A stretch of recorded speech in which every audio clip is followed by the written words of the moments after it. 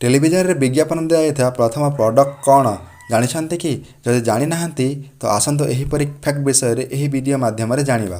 Fact number 1 इतिहासकार मतरे प्राचीन काल में गाजर बैगणी रंगर थिला पाणीपाग परिवर्तन जोगु एबे एहा कमला रंग हो जाइछि।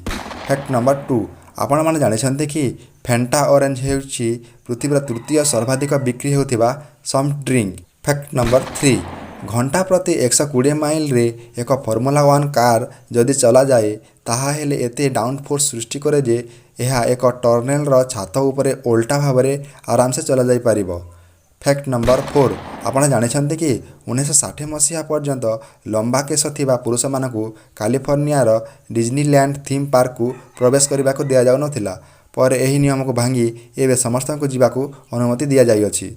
फैक्ट नंबर 5 जानिकी आश्चर्य हेबे जे टेलीविजन रे विज्ञापन दिया जाउथिबा प्रथम प्रोडक्ट हैला मिस्टर पोटाटो हेड जहाँ 1952 रे प्रथमे दिया जाइथिला।